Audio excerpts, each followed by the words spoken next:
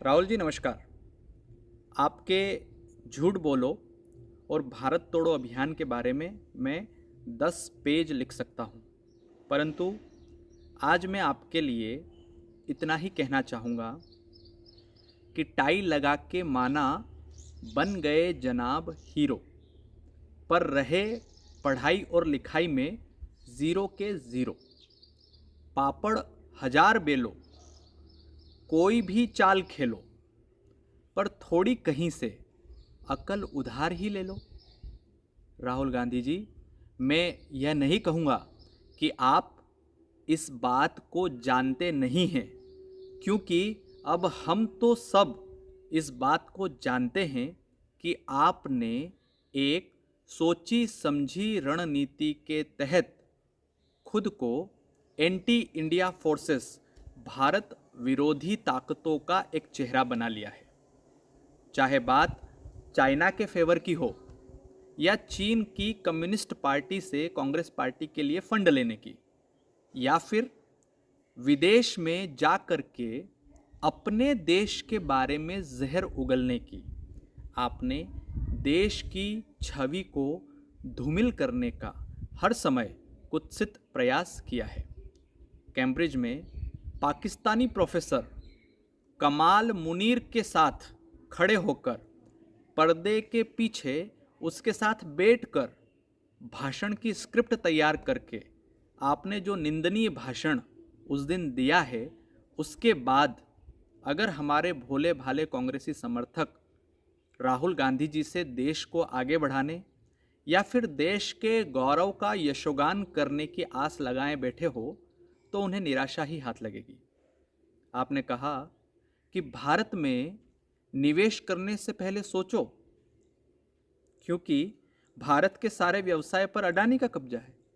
आपने भारत की सेना पर प्रश्न उठाते हुए भारतीय सेना को चाइनीज आर्मी से कमज़ोर कहा और भारत की चाइना के खिलाफ जो कठोर रणनीति है उसकी आपने निंदा की। भारत के प्रजातंत्र का आपने मजाक इसलिए उड़ाया क्योंकि आपको भारत की जनता ने बुरी तरीके से नकार दिया है। आपने राष्ट्रीय स्वयंसेवक संघ की तुलना मिस्र के मुस्लिम ब्रदरहुड से की, और यह आपने पहली बार नहीं किया है।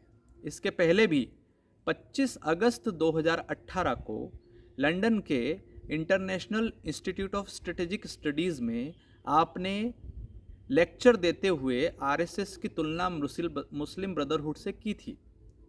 राहुल जी, देश में चाहे भूकंप आए या कोई रेल दुर्घटना हो या फिर कोई प्राकृतिक आपदा, अगर सबसे पहले सहायता के लिए कोई पहुंचता है तो वो होते हैं राष्ट्रीय स्वयंसेवक संघ के स्वयंसेवक।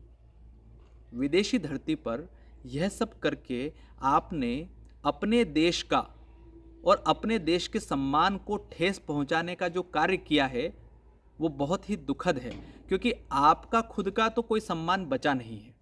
राहुल जी, हम यह अच्छी तरीके से जानते हैं कि 2017 जुलाई में जब भारत और चीन के बीच डोकलाम विवाद चल रहा था, तो आप चीनी राजदूत से गुपचुप तरीके से मिले थे।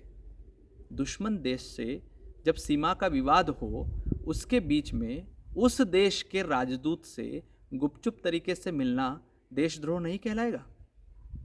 मेरा सभी सम्माननीय देशवासियों से निवेदन है कि आप सोचिए, अगर ये सत्ता में नहीं हैं तो इस तरीके से दुश्मनों के हाथ मजबूत करने में लगे हैं। इतना जहर भारत के खिलाफ उगल रहे हैं।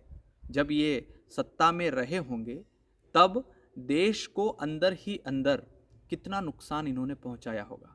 साथियों, हमें सजग रहने की ज़रूरत है ताकि कोई देश विरोधी पंजा देश की कमान फिर से अपने हाथ में ना ले पाए। आप सबको समरसता के प्रतीक होली पर्व की राम राम और ढेर सारी शुभकामनाएं। जय हिंद, जय भारत, मेरा भारत महान।